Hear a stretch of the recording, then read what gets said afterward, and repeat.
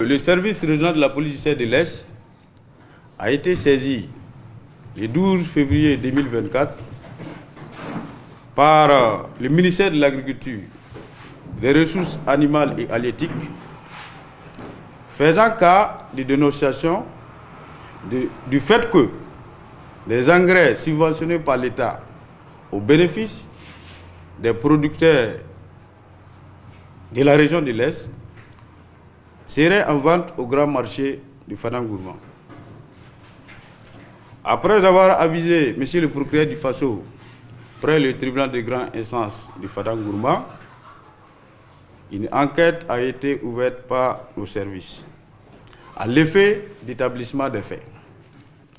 Le mode opératoire de l'échelon inférieur consisterait à rassembler des cartes nationales d'identité et à les faire enregistrer comme des producteurs afin de prélever cette quantité pour revendre avec les commerçants du marché à un prix supérieur au prix de la subvention, tout en bénéficiant du surplus. À l'échelon moyen, le mode opératoire consiste à exécuter les instructions de l'échelon supérieur, à trouver les pièces justificatives et à profiter de l'inattention pour détourner ce qui serait en leur contrôle. Pour l'échelon supérieur, elle consiste donc à s'octroyer des marchés, à détourner la subvention de l'État pour exécuter et à instruire l'échelon moyen à fournir des pièces justificatives. En somme, les investigations ont permis d'interroger 18 personnes, dont 10 agents du ministère de l'Agriculture et 8 commerçants dont l'âge varie de 24 à 63 ans. La saisie de 723 sacs, d'où 36 tonnes et 3 sacs d'engrais, d'une valeur de 21 690 000 francs CFA, selon le prix actuel du marché. Et une somme de 21 140 000 francs CFA, saisie des mains, en tout cas des présumés auteurs. Sur ces 36 tonnes et 3 sacs d'engrais saisis, il faut noter que 18 tonnes et 1 sac d'engrais proviennent du grand marché de Fada. Tous ces engrais saisis seront mis à la disposition de la justice, ainsi que les auteurs qui encourent des peines prévues par le Code pénal. Dès sa prise de fonction, le commandant Ismaël Sombier, ministre en charge de l'agriculture, a donné des instructions afin que nous puissions donc améliorer le mécanisme de distribution des intrants et du matériel agricole à prix subventionné qui est cédé aux producteurs. Et cette année, avec l'offensive agro-pastorale, nous allons donc mettre à la disposition des producteurs des engrais donc, en quantité vraiment importante. Et il fallait que nous puissions donc déjà corriger en tout cas les imperfections qui puissent se révéler.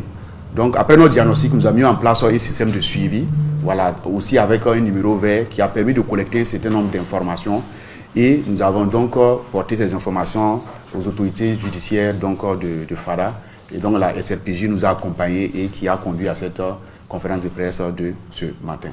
Alors il faut dire que ce qui est vécu actuellement est suffisamment grave parce que cela sape en tout cas doublement les efforts donc, de l'État, puisque c'est la subvention qui est détournée, mais aussi l'objectif de production agricole aussi ne sera pas atteint. Voilà, parce que nous attendons des productions en mettant ces engrais à la disposition des producteurs et ces engrais ne sont pas appliqués parce que ça se retrouve dans le marché et vendant à prix coûtant et ça reste donc dans les magasins. Donc nous voulons appeler en tout cas à la responsabilité de tout le réseau donc, de distribution. Je parle donc des responsables donc, régionaux, provinciaux, des agents et des acteurs de distribution et même les producteurs eux-mêmes de se départir de toute donc, action de manipulation ou de détournement d'engrais.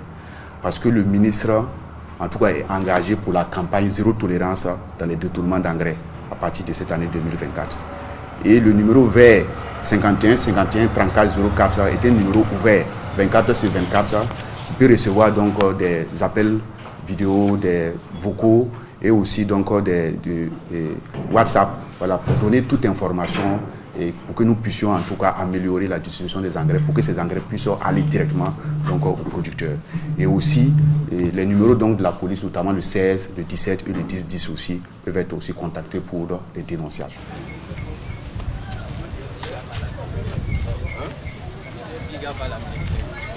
Hein?